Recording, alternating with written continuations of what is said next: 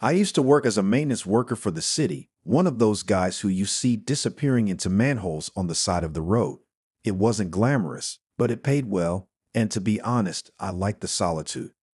There was something strangely calming about descending into the tunnels beneath the city, where it was just me and the echoing drip of water. At least, that's how it used to feel. One night, I got called out for an emergency shift. A section of the sewer system had collapsed, and they needed a team down there to check it out. It was an old part of the city, one of the oldest sections of the underground, barely maintained and rarely entered. I wasn't thrilled about it, but I had done worse shifts before. As I climbed down the ladder, the familiar damp smell of rot and sewage hit me. The tunnels down here were wider, older, and darker. My flashlight barely cut through the dense, oppressive air. I could hear the water sloshing under my boots as I walked, the sound eerily hollow in the long, winding passageways. But after a while, something strange happened. The usual drip, drip, drip that I was so accustomed to seemed to stop. The air felt heavy, too heavy, like something was waiting just ahead. I paused, listening. There was something else, a faint noise, barely noticeable, but distinct. It sounded like scratching. I turned in the direction of the sound, my flashlight shaking slightly in my hand. That's when I saw the tunnel ahead of me was blocked by debris. It looked like a collapse, with chunks of concrete and steel blocking the path. But that scratching, it wasn't coming from behind the rubble. It was closer. I stood there frozen, trying to figure out where the noise was coming from. My eyes scanned the narrow passage ahead, and that's when I saw movement, a shadow, just out of the range of my flashlight. Something small, maybe an animal, scurrying along the walls. I've seen my fair share of rats down here, so I thought it was probably just a big one. But as I watched, the shadow seemed to grow, stretching along the wall, too fast, too unnatural. My stomach tightened. That wasn't a rat. I shined my flashlight toward the movement, but whatever it was disappeared into the darkness. The scratching stopped. The silence was worse. I could feel my pulse pounding in my ears as I cautiously stepped forward, my eyes darting in every direction. Just as I was about to turn back, I heard a splash. I swung the light toward the sound. There, barely visible in the murky water, was a figure. At first, I thought it was just another worker, maybe someone from the crew. But as I stepped closer, I saw the pale skin, stretched tightly over bones. It was standing in the water, hunched over, its back to me. The thing was gaunt, its limbs long and spindly. I didn't know what I was looking at, but every instinct in my body screamed for me to leave. Suddenly, it turned its head toward me, its eyes glowing faintly in the darkness. I stumbled back, my heart racing, and as I did, the thing lunged at me, its bony hands clawing at the water. I ran. I didn't look back. I didn't try to make sense of what I had seen. I just ran. My boots splashed through the water as I bolted down the tunnels, trying to remember the way out. The echoes of my footsteps bounced off the walls, and I could hear something behind me, fast, gaining on me. I turned a corner, hoping to lose whatever was chasing me, but that's when I saw them. There wasn't just one. There were more, at least a dozen of them, crouched in the darkness, their pale, skeletal bodies pressed against the tunnel walls, their eyes glowing in the dim light of my flashlight. They were waiting. I skidded to a stop, my breath coming in short, panicked bursts. The creatures slowly started to move toward me, their bony hands reaching out, their mouths hanging open in silent screams. I had nowhere to go. The scratching sounds filled the tunnel again, echoing off the walls. It was deafening now, like nails on a chalkboard, growing louder with every step they took toward me. And then they stopped. One by one, they slowly backed away, disappearing into the shadows.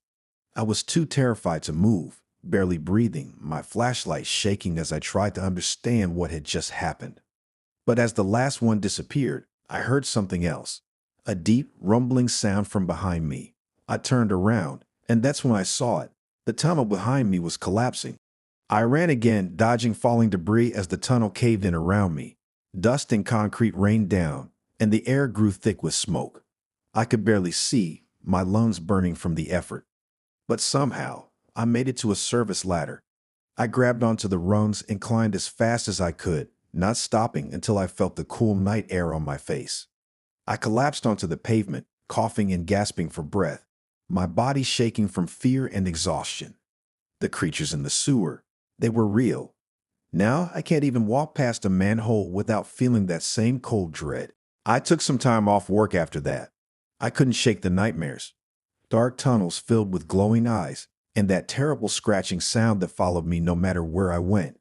Every night, I would wake up drenched in sweat, convinced I heard something in the walls, something crawling just out of sight. When I finally returned to work, I requested assignments in different parts of the city, far from where I had that encounter. For a while, things seemed to be going back to normal, but deep down, I knew it wasn't over. The fear never left me. One evening, as I was finishing up a routine maintenance check, I got a call on my radio. There was another collapse, this time in a different section of the sewers. I hesitated. I didn't want to go, but it was my job. I didn't have a choice. As I descended into the tunnels, that familiar smell hit me again, but this time it was stronger, more intense. The air felt thicker, almost suffocating. My flashlight flickered as I walked deeper into the passageway, and my footsteps echoed in the narrow tunnel. And then I heard it again, the scratching. I froze. My heart pounded in my chest as I scanned the darkness, my flashlight trembling in my hand.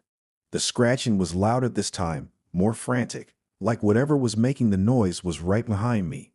I turned around, shining my light in every direction, but there was nothing there. I kept walking, my pace quickening as the sound followed me, growing closer with each step.